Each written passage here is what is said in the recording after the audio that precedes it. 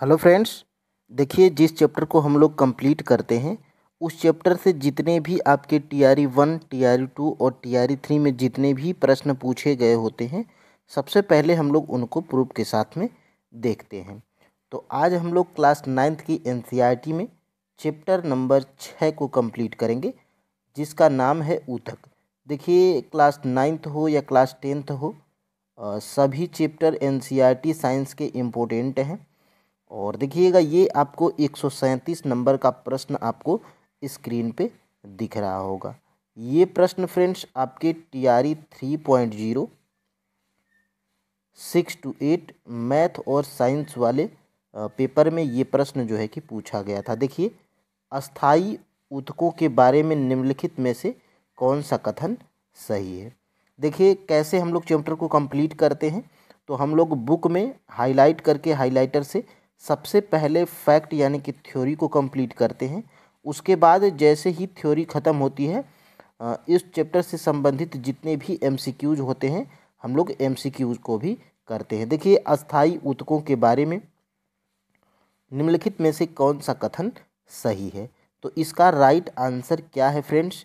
यहाँ पर देखिए ऑप्शन नंबर सी, वे विभाजित करने की क्षमता को खो देते हैं। ऑप्शन नंबर सी इसका राइट आंसर है। और इस प्रश्न को हम लोग प्रूफ के साथ में देखेंगे। देखिएगा यहाँ से ये आपका जो है कि ऊतक चैप्टर है, यहाँ से ये चैप्टर आपका ऊतक है और इसी चैप्टर से ये प्रश्न देखिए कहाँ से पूछा गया है। तो यहाँ पर जब आप जाएंगे तो देखिएगा ऊतक में ये देखिए यहाँ से पूछा गया है, विभोज ऊतक द्वारा बनी कोशिकाओं का क्या होता है। ये एक विशिष्ट कार्य करती हैं और विभाजित होने की शक्ति को यानी कि क्षमता को खो देती हैं। तो यहाँ से प्रश्न आपका बना था। फ्रेंड्स देखिए, जब तक आप एनसीईआरटी की लाइन बाय लाइन नहीं पढ़ेंगे तब तक आप जो है कि प्रश्नों को बना नहीं पाएंगे। देखिए छोटे छोटे चैप्टर हैं, पतली पतली बुक्स हैं, लेकिन फ्रेंड्स आपके लिए बहुत ही इम्पोर्टेंट हैं। यहाँ पर चलिए एक और प्रश्न को हम लोग देख लेते हैं। यहाँ से आपका दूसरा प्रश्न है जो कि उसी एग्ज़ाम में टीआरई 3.0 6 to 8 मैथ और साइंस वाले में ही पूछा गया था। 123 नंबर का प्रश्न। देखिए, पौधों में विभोज्य ऊतक ऊतक का क्या कार्य होता है। तो पौधों में जो विभोज्य ऊतक होते हैं इनका कार्य होता है विकास करना, वृद्धि या विकास करना। ऑप्शन नंबर यहाँ पर बी बिल्कुल राइट आंसर है। और ये प्रश्न देखिएगा आपके इसी चैप्टर से ऊतक वाले चैप्टर से ही देखिएगा, यहाँ पर चैप्टर आपका ऊतक दिखाई दे रहा है और ऊतक में देखिए पादप ऊतक होता है और पादप ऊतक में विभोज्य ऊतक पाया जाता है जिसका जो है कि कार्य क्या होता है। तो देखिए पौधों में वृद्धि कुछ निश्चित क्षेत्रों में ही होती है। ऐसे विभाजित ऊतकों के उन भागों में पाए जाते हैं, पाए जाने का कारण होता है ऐसे ऊतक को विभोज्य ऊतक या भी कहा जाता है। ठीक है, तो ये विभोज्य ऊतक कहा जाता है और ये किस भाग में पाया जाता है।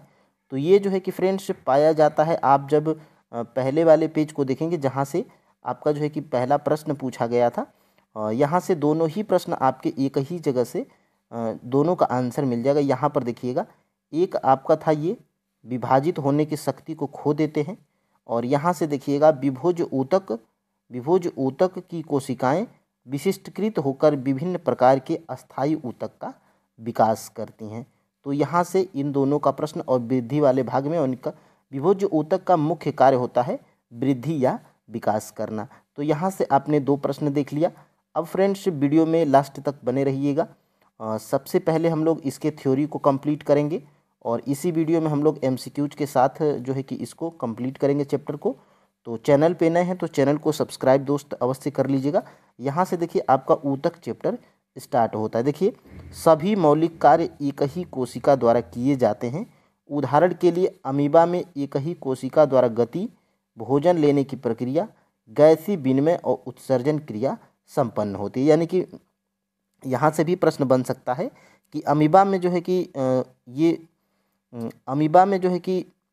अमीबा में एक ही कोशिका कार्य करती है और एक ही कोशिका के द्वारा गति भी होती है, भोजन लेने की प्रक्रिया भी होती है और गैसीय विनिमय और उत्सर्जन की क्रिया भी संपन्न होती है अमीबा में एक ही कोशिका के द्वारा। यहाँ पर देखिएगा बहुकोशिक जीवों में लाखों कोशिकाएं होती हैं। इनमें से अधिकतर कोशिकाएं कुछ विशिष्ट कार्यों को ही संपन्न करने में सक्षम होती हैं। देखिए अभी चैप्टर आपका स्टार्ट हुआ है और यहाँ से देखिएगा, मनुष्यों में पेशी कोशिका फैलती और सिकुड़ती है जिससे गति होती है।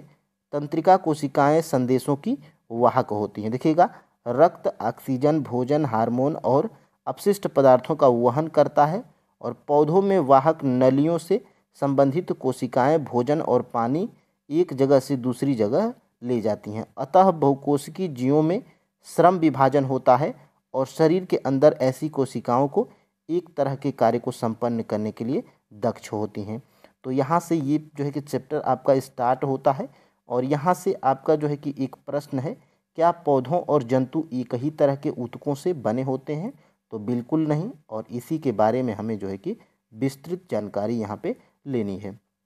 यहाँ पर देखिएगा, पौधे स्थिर होते हैं, यानी कि पौधे एक ही जगह पर होते हैं। ठीक है, वे गति नहीं करते हैं चूँकि उन्हें सीधा खड़ा होना होता है। अतः उनकी बड़ी मात्रा में सहारा प्रदान करने वाले ऊतक होते हैं। ये सहारा प्रदान करने वाले ऊतक प्रायः मृत कोशिकाओं के बने होते हैं। तो यहाँ से भी प्रश्न आपका बन सकता है। और यहाँ से देखिएगा, ऊतकों की विभाजन क्षमता के आधार पर ही पौधों के ऊतक पादपों ऊतक का वर्गीकरण किया जाता है। यानी कि अब हम लोग पादप ऊतक के बारे में यहाँ पर जानकारी इकट्ठा करेंगे। देखिएगा, वृद्धि अथवा विभोज्य ऊतक तथा अस्थायी ऊतक जंतुओं में, देखिए विभोज्य ऊतक ये किस में पाया जाता है? तो ये पौधों में पाया जाता है। और अस्थायी ऊतक जंतुओं में कोशिका वृद्धि, यानी कि अस्थायी ये ऊतक किस में पाया जाता है? तो ये जो है कि जंतुओं में कोशिका वृद्धि अधिक एकरूपी होती है। अतः जंतुओं में विभाज्य अथवा अविभाज्य क्षेत्रों की कोई निश्चित सीमा नहीं होती है। अंगों और अंग तंत्रों का संरचनात्मक संगठन जटिल पौधों की अपेक्षा जटिल जंतुओं में अति विशिष्ट तथा सीमित होता है। तो यहाँ से प्रश्न बन सकता है।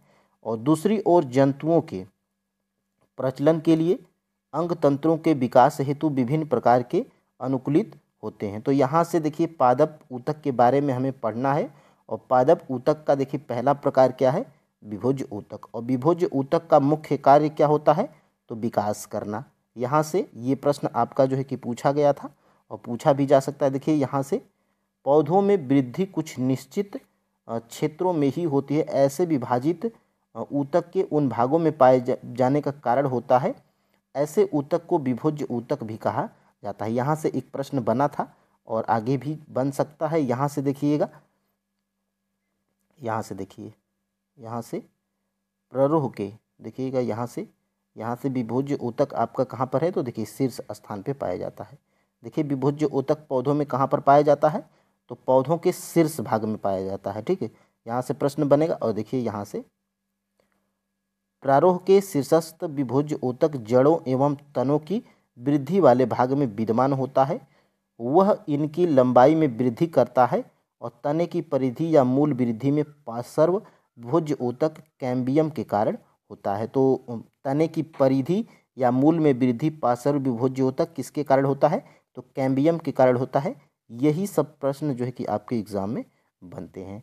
और देखिएगा यहाँ से और भी प्रश्न आपके एग्जाम में कहाँ से, तो देखिए पादप हार्मोन में, अरे यहाँ पे देखिएगा पौधों के ऊतक में हम लोग इसमें सबसे जो है कि पहला क्या था? विभोज्य ऊतक, और दूसरा हमारा अस्थायी ऊतक। यहाँ से देखिए, अंतर्वृष्ट विभोज्य ऊतक कुछ पौधों में पार्श्व संधियों के पास पाए जाते हैं। अब देखिएगा, अब हमें पौधों के ऊतक में पहला हमारा क्या था? विभोज्य ऊतक, जिसका जो है कि मुख्य कारण क्या होता है? पौधों का विकास करना। और यहाँ से दूसरा ऊतक क्या है? पौधों के ऊतक में देखिए, विभोज्य ऊतक द्वारा बनी कोशिकाओं का क्या होता है? ये विशिष्ट कार्य करती हैं, विभाजित होने की शक्ति को खो देती हैं, जिसके फलस्वरूप वे अस्थायी ऊतक का निर्माण करती हैं। तो यहाँ से इसका कारण यही है। और देखिएगा यहाँ से, विभोज्य ऊतक की कोशिकाएं विशिष्टीकृत होकर विभिन्न प्रकार की अस्थायी ऊतक का विकास करती हैं। तो यहाँ से ये प्रकार था आपका। और यहाँ से जो है कि देखिएगा, यहाँ से आपका यहाँ से बनेगा प्रश्न। देखिएगा, अब देखिए, अस्थायी ऊतक में अस्थाई ऊतक में पहला ऊतक क्या है? सरल अस्थाई ऊतक। सरल अस्थाई ऊतक क्या होते हैं? तो देखिएगा, एपिडर्मिक के नीचे कोशिकाओं की कुछ परतें होती हैं जिसे सरल अस्थाई ऊतक कहते हैं। यानी कि एपिडर्मिस के नीचे कोशिकाओं की कुछ परतें होती हैं जिसे सरल अस्थाई ऊतक कहते हैं। पेरेनकाइमा सबसे अधिक पाया जाने वाला सरल अस्थाई ऊतक है। यह पतली कोशिका भित्ति वाली सरल कोशिकाओं का बना होता है। ये जीवित कोशिकाएं हैं। ये प्रायः बंधन मुक्त होती हैं। और यहाँ से देखिएगा, ये ऊतक क्या करते हैं? प्रायः भोजन का भंडारण करती हैं। कौन ऊतक? तो सरल ऊतक। और सरल ऊतक जो है कि किसका प्रकार है? तो पादप ऊतकों में जो है कि पादप ऊतकों में ये क्या है? तो अस्थाई ऊतक का प्रकार है। और यहाँ से देखिएगा, सरल अस्थाई ऊतक के बारे में आपने जान लिया। और यहाँ से देखिए, कुछ पेरेनकाइमा ऊतकों में क्लोरोफिल पाया जाता है, ठीक है। और यहाँ जिसके कारण प्रकाश संश्लेषण की क्रिया संपन्न होती है। यानी कि क्लोरोफिल के द्वारा जो है कि पौधों में प्रकाश संश्लेषण की क्रिया संपन्न होती है। स्थितियों में इन ऊतकों को क्या कहते हैं? तो क्लोरेनकाइमा या हरित ऊतक भी कहा जाता है। जलीय पौधों में पेरेनकाइमा की कोशिका के मध्य हवा की बड़ी गुहिकाएं होती हैं जिसके कारण ये जल में उतरती हैं। तो यहाँ से भी प्रश्न आपके एग्जाम में पूछा गया था। और इस प्रकार की पेरेनकाइमा को एरेनकाइमा कहते हैं। पौधों में लचीलेपन का गुण एक अन्य अस्थाई ऊतक कालेनकाइमा के कारण होता है। यह पौधों के विभिन्न भागों, पत्ती, तना में बिना टूटे हुए लचीलापन लाता है। यह पौधों की यांत्रिक सहायता भी प्रदान करता है। तो यहाँ से प्रश्न आपके एग्जाम में बन सकता है। यहाँ से जो है कि आप देख लीजिए। और इसका पीडीएफ आपको टेलीग्राम चैनल पे डेली मिल जाता है। तो यहाँ से जो हाईलाइट चीज़ें हैं उनको आप नोट डाउन भी कर लीजिएगा। और देखिए, एक अन्य प्रकार का ऊतक क्या कहलाता है? तो स्क्लेरेनकाइमा होता है। यह ऊतक पौधों को कठोर एवं मजबूत बनाता है। हमने नारियल के रेशे युक्त छिलके को देखा है। यह क्या होता है? तो इस स्क्लेरेनकाइमा ऊतक से बना होता है। यानी कि यहाँ से भी प्रश्न बन सकता है कि जो नारियल का छिलका होता है जिसमें मजबूत छिलके होते हैं, ये किस ऊतक का बना होता है? तो स्क्लेरेनकाइमा ऊतक से बना होता है। इस ऊतक की कोशिकाएं मृत होती हैं। ये लंबी और पतली होती हैं क्योंकि इन ऊतक की भित्ति लिग्निन के कारण मोटी होती है। तो यहाँ से भी प्रश्न बनेगा। और मैं जो है कि फ्रेंड्स आपको एमसीक्यूज में भी यहीं से प्रश्न बनाया हूँ। तो यहाँ से देखिए, यहाँ से प्रश्न आपका यहाँ से बन चुका है। और यहाँ से देखिए, तो पौधों के जो है कि ये यहाँ से देखिएगा, ये अस्थाई ऊतक के अगर सरल अस्थाई ऊतक का अगर प्रकार पूछा जाएगा तो सरल अस्थाई ऊतक 3 प्रकार का होता है। और पहला क्या होता है? तो पेरेनकाइमा होता है, और केलेनकाइमा होता है, और स्क्लेरेनकाइमा होता है। देखिए, देखिए स्क्लेरेनकाइमा ये क्या है? तो ये 3 प्रकार हैं। और यहाँ से प्रश्न जो है कि आपका बनेगा। और आगे अब हम लोग देखते हैं यहाँ से वह कोशिका की सबसे बाहरी परत एपिडर्मिस होती है। एपिडर्मिस प्राय कोशिकाओं की एक परत की बनी होती है। शुष्क स्थानों में मिलने वाले पादपों में एपिडर्मिस मोटी होती है। यानी कि शुष्क स्थानों में पाए जाने वालों में पादपों में क्या होती है? तो एपिडर्मिस क्या होती है? मोटी होती है, जो जल के क्षय से बचाव हेतु महत्वपूर्ण है।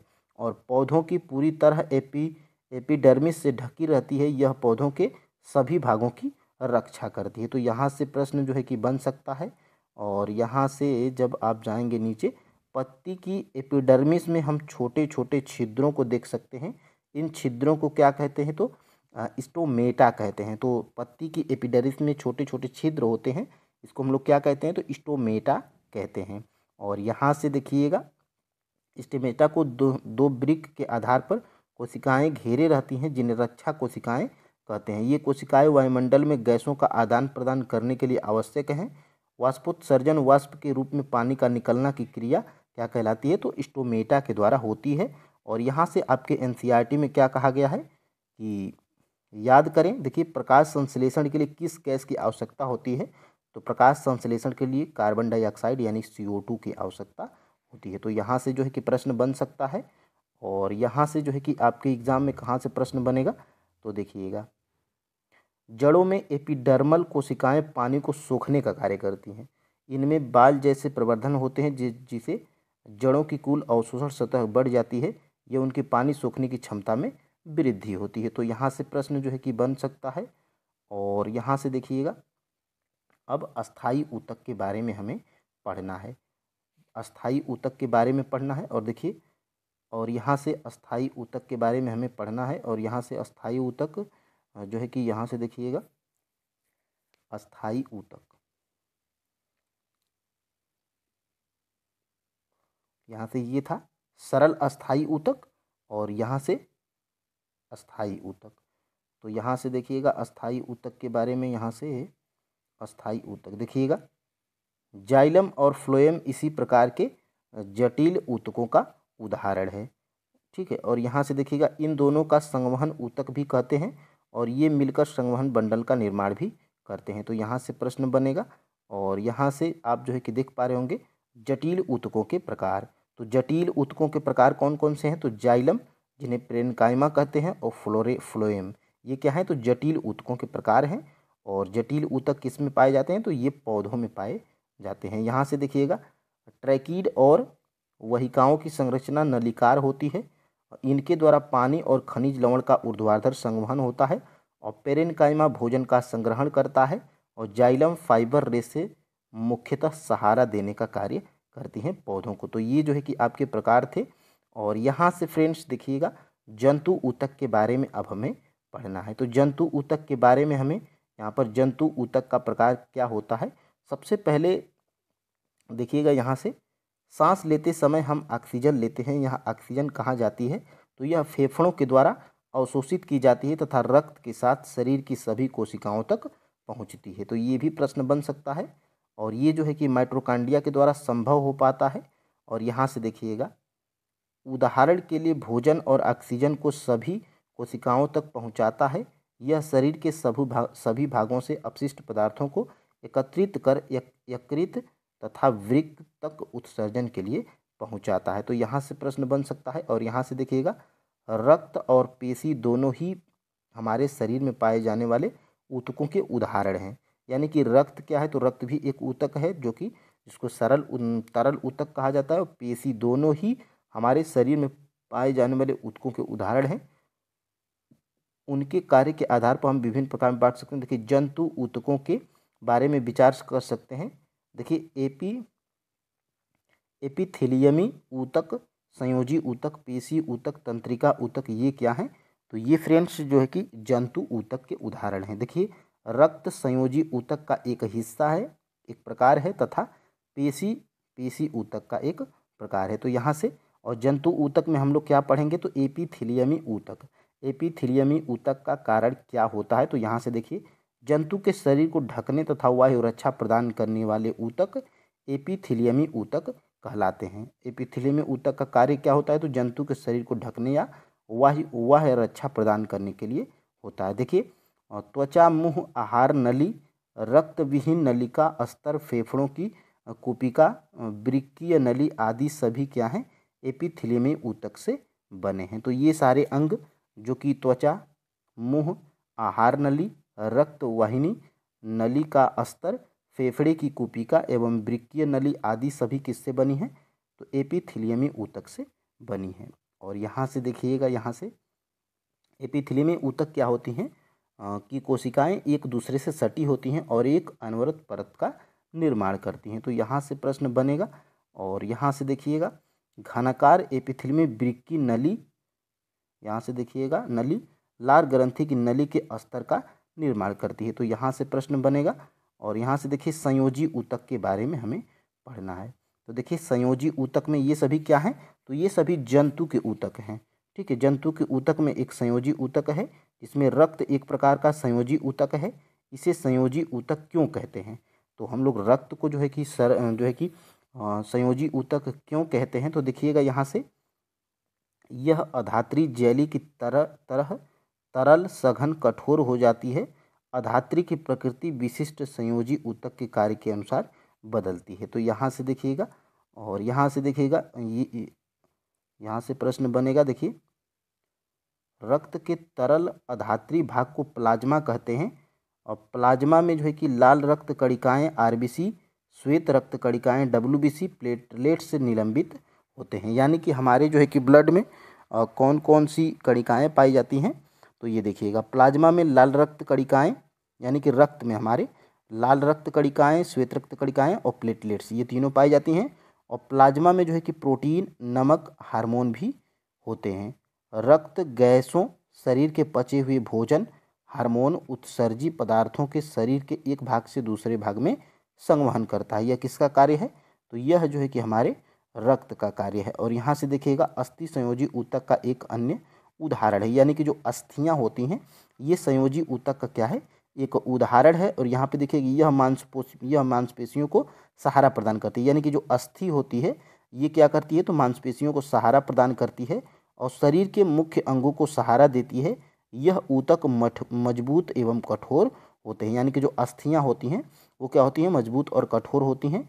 अस्थि कोशिकाएं कठोर अधात्री में धंसी होती हैं जो कैल्शियम तथा फास्फोरस की बनी होती है, यानी कि खास तौर से हड्डियों और जो है कि दांत के बारे में यहाँ पर कहा गया है। और यहाँ से देखिएगा एक अन्य प्रकार के संयोजी ऊतक कंडरा।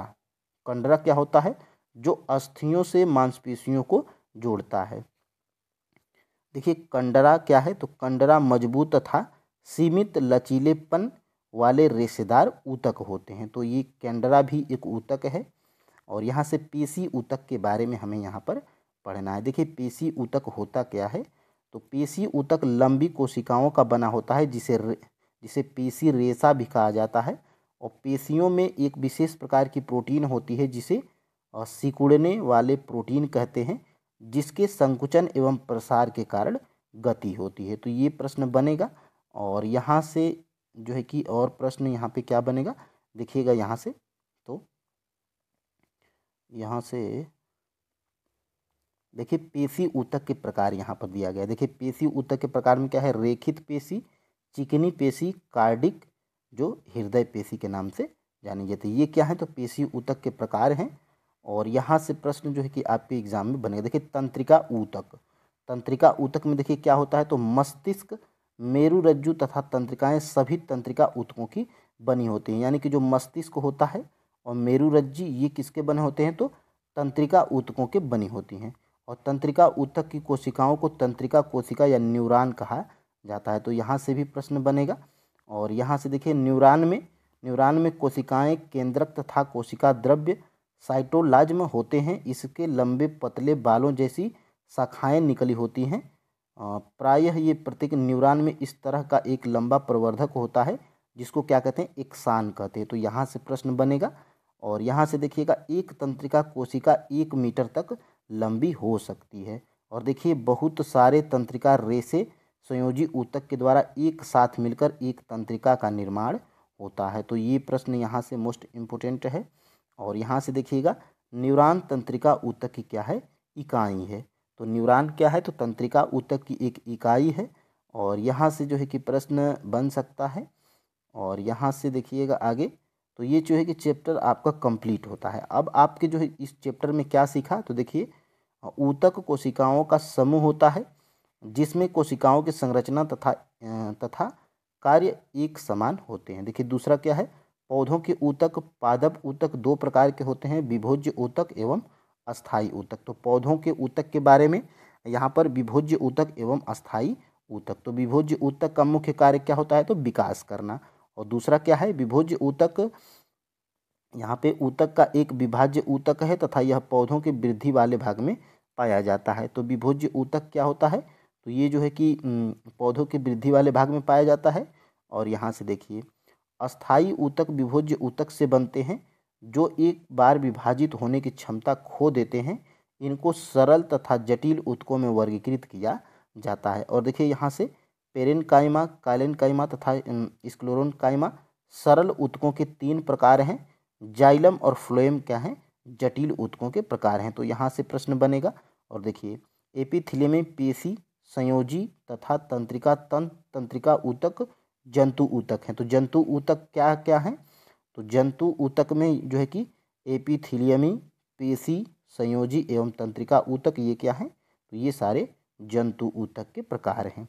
यहाँ से देखिए आकृति और कार्य के आधार पर एपिथेलियमी ऊतक को सल्की, घनाकार, स्तंभाकार, रोमी तथा ग्रंथिल श्रेणियों में वर्गीकृत किया जाता है। और यहाँ से देखिए हमारे शरीर में विद्यमान संयोजी ऊतक के प्रकार हैं। देखिएगा एरिओलर ऊतक, एडिपोज, वसामय। और यहाँ से देखिए ऊतक अस्थि कंडरा, स्नायु, उपास्थि तथा रक्त रुधिर, ये क्या है? तो ये संयोजी ऊतक के प्रकार हैं। और यहाँ से देखिएगा पेशी ऊतक के प्रकार कौन कौन से हैं? तो पेशी ऊतक के प्रकार क्या हैं? रेखित हैं, आरेखित हैं और कार्डिक हैं, जो कि हृदय पेशी होते हैं। ठीक है। और ये देखिएगा तंत्रिका ऊतक न्यूरॉन का बना होता है, जो संवेदना को प्राप्त एवं संचालित करता है। तो यहाँ से प्रश्न बन सकता है कि तंत्रिका ऊतक किसका बना होता है? तो न्यूरॉन का बना होता है, जो संवेदना को प्राप्त और संचालित करता है। और ये जो है कि चैप्टर कंप्लीट होता है। और ये जो है कि आपका जैसे ही चैप्टर कंप्लीट होता है, ये जो है कि रेखा दी गई है और यहाँ से कंप्लीट हमें करना होता है। ठीक है। तो अस्थाई ऊतक के प्रकार कौन कौन से हैं? तो अस्थाई ऊतक के प्रकार देखिए सरल अस्थाई ऊतक एवं जटिल अस्थाई ऊतक, ये अस्थाई ऊतक के प्रकार हैं। और सरल ऊतक देखिए 3 प्रकार के होते हैं, पेरेनकाइमा, कालेनकाइमा और स्क्लेरेनकाइमा। ये क्या है? सरल ऊतक के प्रकार हैं। और जटिल ऊतक के प्रकार में क्या होता है? जाइलम एवं फ्लोएम होते हैं, जो कि ये किस में पाए जाते हैं? तो पौधों में पाए जाते हैं। ठीक है।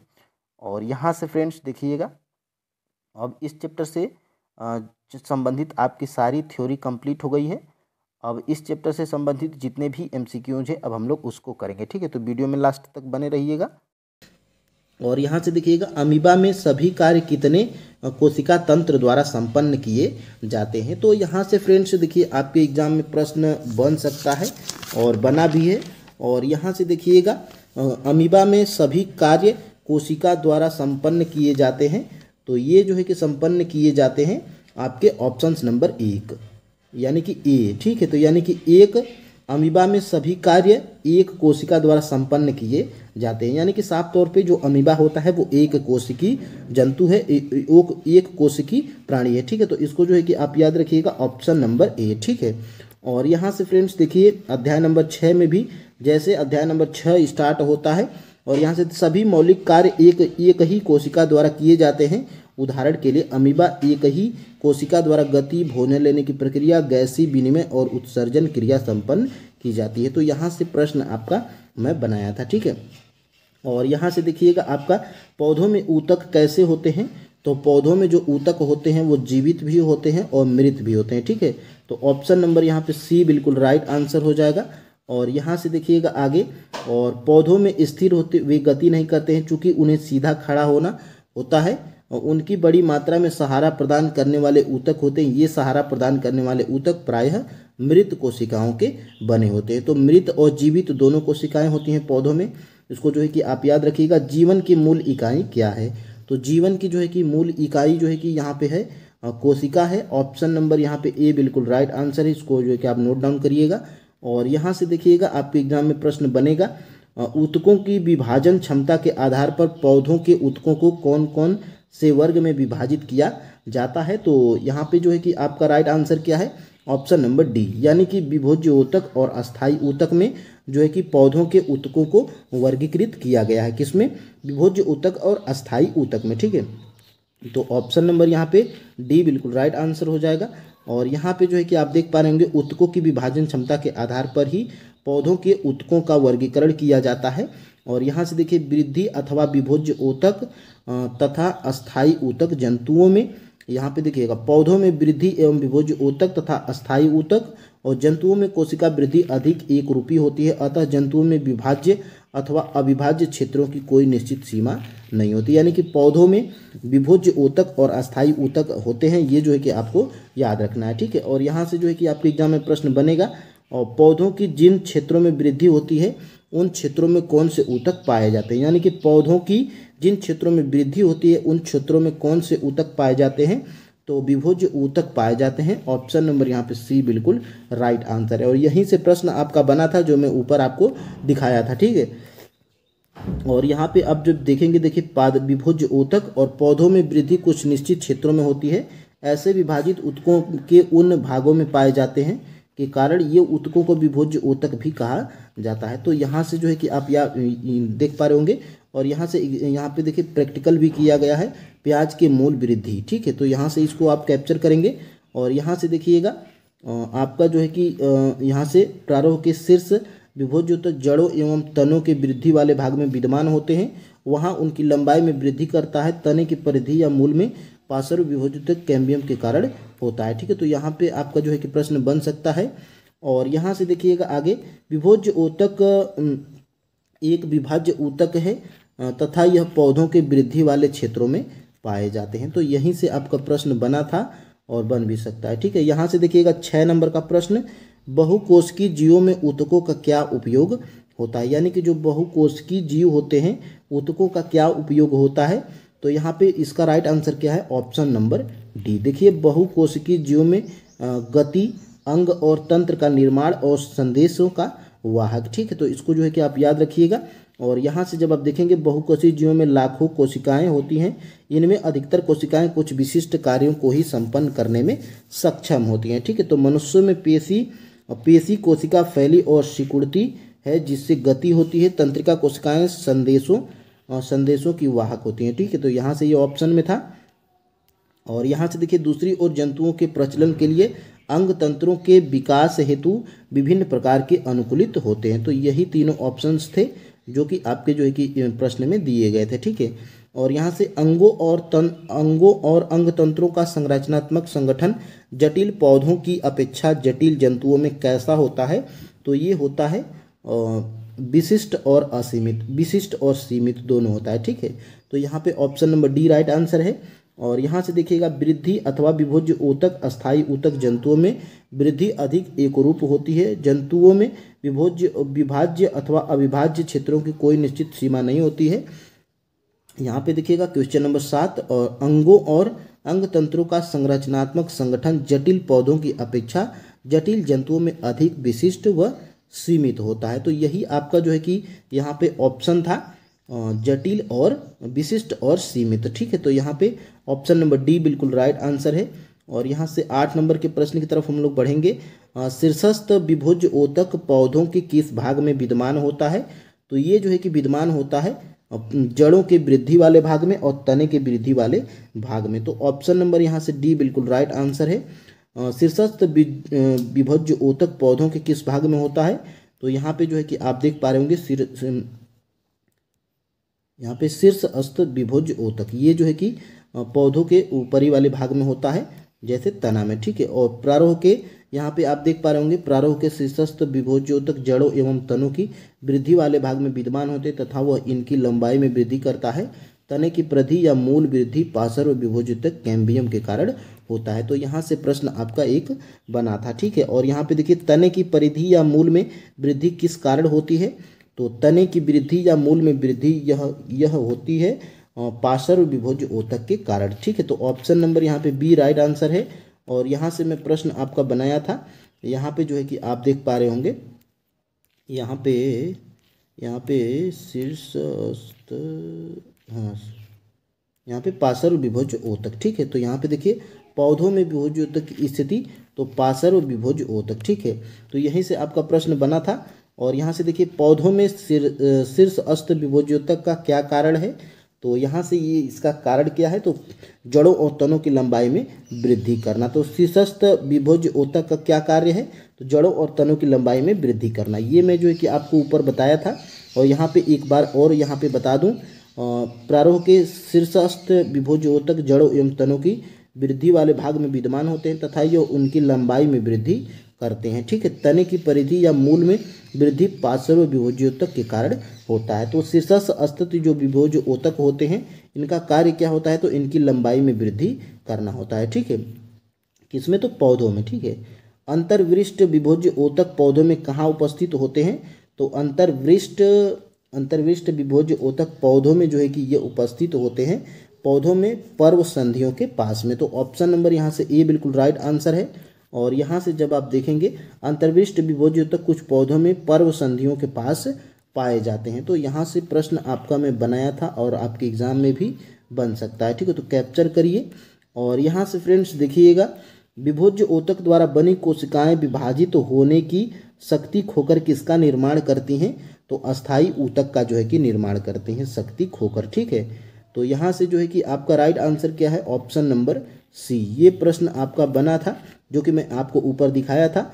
और यहाँ से जब आप देखेंगे विभोज्य ऊतक द्वारा बनी कोशिकाओं का क्या होता है, तो एक विशिष्ट कार्य करती हैं, विभाजित होने की शक्ति खो देती हैं, जिसके फलस्वरूप वे अस्थायी ऊतक का निर्माण करती हैं। ठीक है, तो यहाँ से आपका प्रश्न मैं बनाया था।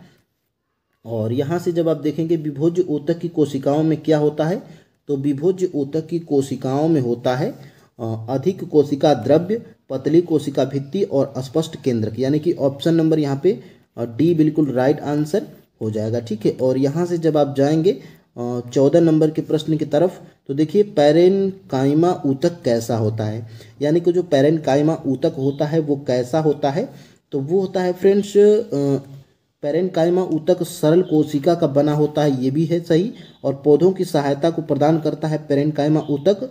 और पैरेनकाइमा जो ऊतक होता है भोजन का जो है कि भंडारण करता है, यानी कि उपरोक्त सभी राइट आंसर हैं, यानी कि ऑप्शन नंबर डी बिल्कुल राइट आंसर है। और यहाँ से आपका प्रश्न बना था, और देखिए पैरेनकाइमा सबसे अधिक पाया जाने वाला सरल अस्थायी ऊतक है। यह पतली कोशिका भित्ति वाली सरल कोशिकाओं को प्राय बना होता है। ये जीवित कोशिकाएं हैं, ये प्रायः बंधन मुक्त होती हैं। ये ऊतक प्रायः भोजन का भंडारण कुछ पैरेनकाइमा ऊतकों में क्लोरोफिल पाया जाता है, जिसके कारण प्रकाश संश्लेषण उत्पन्न होता है। और यहाँ से देखिएगा एक और ऑप्शन यहाँ से, यह पौधों के विभिन्न भागों पत्ती तना में बिना टूटे हुए लचीलापन लाता है। यह पौधों को यांत्रिक सहायता भी प्रदान करता है। तो कौन करता है, तो ये पैरेनकाइमा है। ठीक है, और यहाँ से जब आप जाएंगे आगे सरल अस्थायी ऊतक कौन कौन से हैं, यानी कि सरल अस्थायी ऊतक कौन कौन से हैं, तो सरल अस्थायी ऊतक हैं कालेनकाइमा और पैरेनकाइमा और क्लोरेनकाइमा। ठीक है, तो यानी कि उपरोक्त सभी जो है कि राइट आंसर है, ये सभी क्या हैं, सरल अस्थायी ऊतक के प्रकार हैं। ठीक है, तो ऑप्शन नंबर यहाँ से डी बिल्कुल राइट आंसर हो जाएगा। और यहाँ से जब आप जाएंगे, यहाँ से देखिएगा सरल अस्थायी ऊतक आपको दिख रहा होगा यहाँ पे हेडिंग, और यहाँ से देखिए पैरेनकाइमा सबसे अधिक पाया जाने वाला सरल अस्थायी ऊतक है। यह पतली कोशिका भित्ति वाली सरल कोशिकाओं का बना होता है।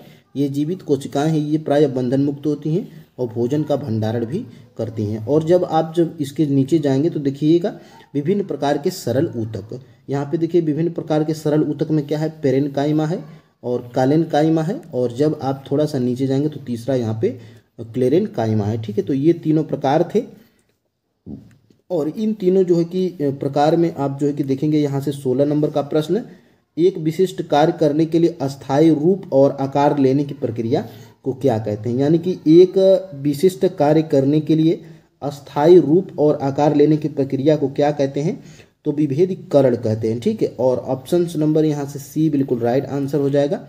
और जब फ्रेंड्स आप यहाँ से 17 नंबर के प्रश्न को देखेंगे तो सरल अस्थायी ऊतक जिनमें क्लोरोफिल पाया जाता है उन्हें क्या कहते हैं, तो सरल अस्थायी ऊतक जिनमें क्लोरोफिल पाया जाता है उन्हें क्या कहते हैं, तो क्लोरेनकाइमा कहते हैं। ऑप्शन नंबर यहाँ से डी बिल्कुल राइट आंसर है। वो सरल अस्थायी ऊतक जिनमें क्लोरोफिल पाया जाता है वो क्लोरेनकाइमा में होता है, यहाँ से ऑप्शन नंबर डी। और यहाँ से जब आप देखेंगे तो इन स्थितियों में कुछ पैरेनकाइमा ऊतकों में क्लोरोफिल पाया जाता है, जिसके कारण प्रकाश संश्लेषण की प्रक्रिया संपन्न होती है। स्थितियों में इन ऊतकों को क्लेरेनकाइमा कहते हैं। ठीक है, तो यहाँ से आपका प्रश्न बना था। और यहाँ से जब आप जाएंगे, जिन पैरेनकाइमा के लिए बड़ी गुहिकाएं होती हैं उसे क्या कहते हैं, तो उसे हम लोग कहेंगे यहाँ पे एरेनकाइमा। ठीक है, तो एरेनकाइमा ऑप्शन नंबर सी। और एरेनकाइमा का कार्य क्या होता है, तो एरेनकाइमा का कार्य ये होता है कि पौधों को तैरने के लिए हवा की बड़ी गुहिकाएं होती हैं, उसे हम लोग एरेनकाइमा कहते हैं। ठीक है, तो एरेनकाइमा के बारे में यहाँ पे जब आप देखेंगे तो जिन कारण ये जल में उतरती हैं, इस प्रकार पैरेनकाइमा को एरेनकाइमा कहते हैं। ठीक है, ये जो है कि पौधों में लचीलेपन कुछ अन्य अस्थायी ऊतक कालेनकाइमा के कारण होता है। यह पौधों के विभिन्न भागों पत्तों में टूटे हुए लचीलेपन लाता है तथा पौधों को यांत्रिक सहायता प्रदान करता है। तो ये जिसके कारण ये जल में उतरते हैं या तैरते हैं, तो एरेनकाइमा के द्वारा ये संभव है। और यही जो है कि प्रश्न में बनाया था। ठीक है, और यहाँ से देखिएगा 19 नंबर का प्रश्न, क्लोरेनकाइमा ऊतक की भित्ति किस कारण मोटी होती है, तो ये लिग्निन के कारण जो है कि मोटी होती है। Option number C. देखिए कितना बारीकी से प्रश्न बना है, और इसी तरह बारीकी से आपके एग्जाम में भी प्रश्न बनेगा। तो आपको जो है कि सभी प्रश्नों को कैप्चर बढ़िया तरीके से करना है, ठीक है। देखिए इस स्क्लेरोकाइमा ऊतक की भित्ति किस कारण मोटी है, तो ये लिग्निन के कारण जो है कि मोटी होती है, ऑप्शन नंबर सी। और यहाँ से देखिए साफ तौर पे यहाँ पे लिखा गया है, यहाँ से स्क्लेरोकाइमा होता है, यह ऊतक पौधों को कठोर एवं मजबूत बनाता है। हमने नारियल के रेशे युक्त छिलकों को देखा। देखिए नारियल का जो छिलका होता है ये स्क्लेरोकाइमा ऊतक से बना होता है, ठीक है। और इन ऊतक की कोशिकाएं मृत होती हैं, ये लंबी और पतली होती हैं, क्योंकि इस ऊतक की भित्ति लिग्निन के कारण मोटी होती है। तो यहाँ पे लिग्निन के कारण मोटी होती है, यहाँ पे यही मैं प्रश्न को बनाया था। और यहाँ से जब आप फ्रेंड्स आगे जाएंगे 20 नंबर के प्रश्न की तरफ, तो देखिए एपिडर्मल कोशिका पौधों की किस तरह रक्षा करती है। तो एपिडर्मल जो कोशिका होती है ये पौधों की किस तरह रक्षा करती है, तो ये जो है कि पौधों की रक्षा करती है जल की हानि के विरुद्ध, और यांत्रिक आघात में रक्षा करती है, और परजीवी कवक के प्रवेश को रोकती है। तो इस प्रकार जो है कि रक्षा करती है एपिडर्मल कोशिका पौधों की। तो यहाँ पे ऑप्शन नंबर डी बिल्कुल राइट आंसर हो जाएगा। और ये जो है कि सारे प्रश्न यहाँ पे दिए गए हैं, ठीक है। वह कोशिकाओं की सबसे बड़ी परत एपिडर्मिस है, यहाँ पे आप देख पा रहे होंगे। एपिडर्मिस प्रायः कोशिकाओं की एक परत की बनी होती है। शुष्क स्थानों में मिलने वाली पादपों में एपिडर्मिस मोटी हो जाती है, जल को क्षय से बचाव के लिए महत्वपूर्ण, और पौधों की पूरी तरह एपिडर्मिस से ढकी होती है। यह पौधों के सभी भागों की रक्षा करती है। और यहाँ पे जब आप देखेंगे, मैं क्वेश्चन नंबर 20 भी शायद यहाँ पे लिख दिया हूँ आपकी सुविधा के लिए। और यहाँ से देखिएगा एपिडर्मल कोशिका पौधों की बाह्य सतह प्रायः एक मोम जैसी प्रतिरोधी परत बनाती है। यह जल क्षय के विरुद्ध यांत्रिक आघात तथा परजीवी कवक के प्रवेश से पौधों की रक्षा करती है, क्योंकि एपिडर्मल कोशिकाओं का उत्तरदायित्व तो रक्षा करने का है, ठीक है। तो यहाँ से आपका जो है कि प्रश्न बना था। और यहाँ से देखिएगा रक्त किस प्रकार का ऊतक है, तो रक्त जो है कि एक तरल संयोजी ऊतक है, इसको जो है कि आप याद रखिएगा। ऑप्शन नंबर यहाँ पे सी बिल्कुल राइट आंसर है। रक्त एक क्या है, तो रक्त एक जो है कि तरल संयोजी ऊतक है, इसको जो है कि आप याद रखिएगा, ठीक है। तरल संयोजी ऊतक, ठीक है, तो इसको जो है कि आप याद रखिएगा। और यहाँ से जब 22 नंबर के देखिए, यहाँ पे संयोजी ऊतक में रक्त का यहाँ पे एग्जाम्पल भी दिया गया है। रक्त एक प्रकार का संयोजी ऊतक है, इसे संयोजी ऊतक क्यों कहते हैं, तो ये तरल होता है, इसलिए इसे तरल संयोजी ऊतक भी कहा जाता है। और यहाँ से जब आप फ्रेंड्स जाएंगे यहाँ से 22 नंबर के प्रश्न की तरफ, तो देखिए तंत्रिका जो तंत्रिका ऊतक होता है ये किस चीज़ का बना होता है, जो संवेदना को प्राप्त और संचालित करता है। तो तंत्रिका ऊतक जो है कि ये बना होता है न्यूरॉन का। ये आपके जो है कि TRE 3 में पूछा गया प्रश्न है, इसको जो है कि आप देख लेंगे, ठीक है। और यहाँ से देखिएगा तंत्रिका ऊतक किस चीज़ का बना होता है, जो संवेदना को प्राप्त और संचालित करता है, तो ये न्यूरॉन का बना होता है। और यहाँ से जब आप देखेंगे पेशी ऊतक के प्रकार कौन कौन से हैं, तो पेशी जो ऊतक होते हैं ये रेखित, आरेखित और कार्डिक होते हैं, यानी कि सभी जो है कि उपयुक्त राइट आंसर हैं ऑप्शन नंबर डी। यानी कि पेशी ऊतक के प्रकार हैं, कितने प्रकार की होती है, तो 3 प्रकार की होती है, रेखित, आरेखित और कार्डिक, ठीक है।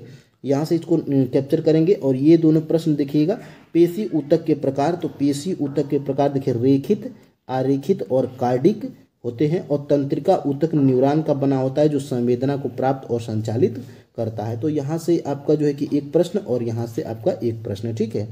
और जब हम लोग आगे बढ़ेंगे तो देखिएगा निम्न में से कौन से पौधे के ऊतक हैं, तो पौधे के ऊतक जो है कि विभोज्य ऊतक और अस्थायी ऊतक, यानी कि ऑप्शन नंबर यहाँ पे सी बिल्कुल राइट आंसर है। पौधों के ऊतक कौन है, विभोज्य ऊतक और अस्थायी ऊतक, ठीक है। तो यहाँ से ये आपके जो है कि राइट आंसर है। और देखिएगा यहाँ से पौधों के ऊतक के प्रकार, तो यहाँ पे देखिए